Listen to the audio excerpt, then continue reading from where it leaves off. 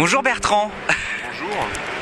Voilà, alors pour les petits observateurs, j'expliquais, vous êtes analyste automobile, Analyse du marché, oui. Consultant pour des grandes marques, j'imagine aussi. Des équipementiers, des grandes marques. Et vous vivez ici, vous avez cette chance. À Détroit. Au cœur du réacteur de l'industrie nord-américaine. La capitale de l'automobile mondiale. Voilà, Motor City. Motor City va mieux. Motor City est toujours allé bien dans le sens de l'automobile, c'est-à-dire que c'est toujours resté la capitale de l'automobile, même au plus bas de la crise. Il y a toujours eu ici une activité monstrueuse autour de l'auto.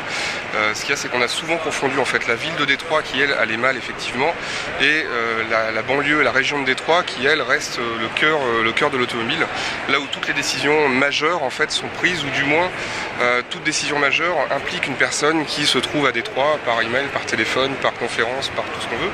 Mais il y a toujours eu à Détroit le centre décisionnel, le centre où circule le plus d'informations. La voiture électrique, ça y est, c'est lancé, ça démarre. Parce qu'on est tous là un peu derrière en disant oui, il y a plein de choses on autour de la satisfait voiture presque d'un truc embryonnaire. J'ai commencé ma carrière il y a 15 ans en faisant du marketing pour les voitures électriques. Bon. Est-ce que ça a beaucoup évolué en 15 ans? Oui, il y a eu des évolutions. Est-ce qu'on est dans une révolution? Non, parce qu'on a toujours le même problème initial pour la voiture électrique, c'est le temps de charge. Le temps de charge sur une voiture thermique, c'est 3 à 5 minutes. Puisque c'est le temps qu'on passe à la pompe. Le temps de faire le plein. Voilà. Le temps de charge sur un véhicule électrique, si on prend une Tesla sur une prise à peu près normale, on va mettre 70 heures. Ah, on exagère un peu. Sur une prise normale, c'est 70 heures. Sur une prise rapide, on va aller jusqu'à 30 minutes pour 80%. Sur une prise standard, étudiée pour les véhicules électriques, ainsi de suite, on mettra 8-9 heures. Sur une prise telle qu'on en a chez soi, on peut mettre jusqu'à 70 heures. Alors, les constructeurs expliquent qu'on est justement dans cette phase transitoire avec une accélération d'une tempo où on aura bientôt des recharges rapides partout. Il faut juste être un peu patient. Oui, alors, et puis on est à l'âge de pierre des batteries. Et puis exactement. Un jour, on a un gros problème sur les batteries. 1000 km. Voilà. Oui, mais l'autonomie, c'est un faux problème. Si on peut recharger en 3 minutes tous les 200 km... Oui, ça y est, voilà. Ouais, on y va. Ouais. Mais la charge rapide, déjà, n'est pas quelque chose de simple pour la durée de vie de la batterie. Parce que la charge rapide, en fait, elle est assez contraignante. Un peu voilà. Ensuite, la charge rapide, ça demande quand même des infrastructures adaptées. Ça a un coût. Aujourd'hui, on peut pas faire rouler un parc complet de véhicules électriques avec de la charge rapide. Et puis, il y a un problème qu'on soulève rarement, qui est celui de la technologie des batteries, qui est aujourd'hui le lithium. Le lithium est instable. Même si on sait à peu près le maîtriser, il reste instable. Une variation de 0,1 volt dans une cellule d'une batterie, ça peut occasionner des problèmes, jusqu'à l'incendie, mais c'est pas obligatoire, hein, mais faut quand même l'avoir à l'esprit, qu'il faut avoir des systèmes de refroidissement et de contrôle des batteries au lithium assez poussés. Ensuite, alors cela dit, on met aussi un produit liquide qui s'appelle l'essence dans une voiture, qui est hautement inflammable. Oui, mais si on prend 10 degrés d'augmentation de température, il va y avoir une combustion spontanée dans le réservoir. Il y a des risques avec chaque technologie, mais il faut savoir que l'électrique, c'est une technologie qui est très intéressante, qui répond à des besoins très précis, mais aujourd'hui, ça ne répond pas aux besoins de l'ensemble des conducteurs. Aux États-Unis, on a un peu moins dans l'achat du plus dimensionnant, c'est-à-dire qu'on achète un véhicule pour rouler tous les jours en France, mais on va être dans le plus dimensionnant, c'est-à-dire qu'on va vouloir un véhicule qui peut éventuellement aller à la maison de campagne ou en vacances, ou aller chez Ikea acheter des meubles. Voilà. En fait. Alors que aux États-Unis, quand on a un véhicule pour ce qu'on appelle commuter, c'est-à-dire aller de son lieu de travail à son domicile et éventuellement faire 2-3 achats, le véhicule lui ne sera jamais utilisé pour un voyage, ne sera jamais utilisé pour un achat extrêmement dimensionnant. Donc on peut beaucoup plus aux États-Unis envisager la voiture électrique, d'autant qu'on a souvent une maison. Et dans une maison, on peut installer son chargeur, on peut le charger la nuit, et si on a 8 heures de charge, ça suffit amplement. Donc aux États-Unis, il y a une demande pour les véhicules électriques qui commence à naître. Mais l'autre problème de la batterie, et je reviens sur le lithium, c'est que le lithium aujourd'hui, si tous les constructeurs remplissent leurs objectifs dans les années à venir de production de véhicules électriques, on va avoir besoin de plus de lithium que ce qu'on peut extraire chaque année. Ok, donc raréfaction de la source. Raréfaction de la source, augmentation des prix. Alors qu'on sait de mieux en mieux produire des batteries de moins en moins chères, les matières premières vont coûter de plus en plus cher. Donc il y a d'autres technologies qui vont devoir arriver. Et qui risquent de tuer dans l'œuf en fait le démarrage. Oui, mais si l'usine Tesla, la Gigafactory, arrive à... Oui, qui est une sorte de fantasme. Elle arrive à son maximum de production. Elle épuise chaque année la totalité de l'extraction de lithium. Donc on sait recycler le lithium. Ah vraiment, c'est oui, aussi... si on regarde après, il y a des batteries au carbone, il y a le recyclage du lithium, alors on sait faire. Et ça c'est un consensus de dire qu'effectivement le lithium, en tout cas que la Gigafactory risque d'épuiser... Non, parce que personne ne croit que la Gigafactory puisse arriver au maximum de sa capacité, au moins dans les 10 années à venir. Aujourd'hui, en fait, même, y compris dans la Silicon Valley et à Détroit, tout le monde regarde un petit peu ce qui se passe avec Tesla parce qu'ils sont capables de nous surprendre. Ils sont capables de faire preuve de beaucoup de créativité et de réactivité quand il faut résoudre des problèmes. Entre autres des problèmes de production, puisque là, la Model 3, il y a quand même un certain nombre de contraintes qui se mettent en place du fait du délai très court entre la conception et la mise en production. Mais ça ne veut pas dire non plus qu'ils vont forcément y arriver, même s'ils ont beaucoup de créativité. Donc aujourd'hui, il y a beaucoup d'observateurs qui surveillent ce que fait Tesla. Il y a aussi beaucoup de personnes qui sont un peu désillusionnées. Le projet Titan d'Apple n'a pas été abandonné, mais toute la partie hardware a été abandonnée depuis 6 mois déjà. Oula. Depuis septembre, on sait que la partie hardware n'est plus dans le projet Titan. On est toujours sur la partie software. Google n'a pas l'intention de produire des voitures. Oui, ça y est, officiellement... Les gens, à part quelques sociétés qui viennent, mais qui sont souvent adossées à des industriels, donc des gens qui savent produire des voitures et qui connaissent notre industriel, connaissent les contraintes de production, de distribution, les normes, les contraintes de normes qui sont très importantes, ceux-là commencent à comprendre que il n'y aura pas facilement de nouveaux entrants, sauf s'ils viennent avec déjà un autre constructeur ou un industriel solide derrière. Donc pour la voiture électrique, c'est plus facile après de se lancer sur un modèle électrique, parce qu'un modèle thermique, il y a beaucoup plus de pièces en mouvement, il y a beaucoup plus de normes et de choses à mettre en place pour pouvoir produire un véhicule thermique.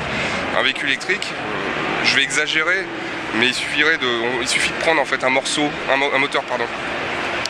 sur une étagère, d'aller prendre des batteries chez un des trois grands fabricants de batteries, et puis de faire fonctionner ça avec un logiciel qu'on fait faire ou qu'on développe soi-même dans un véhicule en le concevant pas trop mal. Normalement, on arrive à faire un véhicule qui se tient. Donc l'électrique, je dis pas que c'est facile, hein. C'est une opération qui est plutôt compliquée, on fabrique pas une voiture du jour au lendemain. Mais c'est plus facile de faire un véhicule électrique qu'un véhicule thermique. L'électrique dépend aussi du prix du pétrole. Pour que l'électrique en fait soit successful, il faut que le thermique le soit moins. Parce qu'il y a une substitution. Oui, bien sûr. Donc c'est comme un concours. Il suffit pas d'être bon, il faut que les autres soient moins bons. Donc il y a un équilibre qui doit se trouver entre l'électrique et le thermique. C'est toujours difficile de jouer les Madame Irma. Bon, allez, 2020, histoire de se lancer, il y aura quoi, 10% de véhicules électriques? Non, je pense pas. Un petit pourcent de voitures autonomes? Ah, même pas? Non, les voitures autonomes, on sera toujours sur le semi-autonome. L'autonome 2020, c'est beaucoup trop court. Okay. Parce que la technologie pourrait peut-être évoluer d'ici là, mais il faut encore acquérir beaucoup d'expérience. Il faut réduire les coûts et il faut que la législation évolue. Par exemple, il y a une loi qui vient de passer pour enfin laisser tourner les véhicules autonomes quasi seuls. Okay. C'est le premier État aux États-Unis à le faire. Il n'y avait pas en Californie aussi tout à coup à titre exceptionnel? Non, en Californie il y avait quand même un peu des contraintes un petit peu autres, mais à titre exceptionnel on pouvait faire circuler des véhicules mais dans des zones fermées. Là c'est sur les routes ou sur demande d'autorisation et ainsi de suite. C'est pas... Mais on en est quand même à une réflexion sur développer et permettre à la voiture autonome de se déployer ici. Donc la législation évolue, mais 2020 c'est vraiment très court.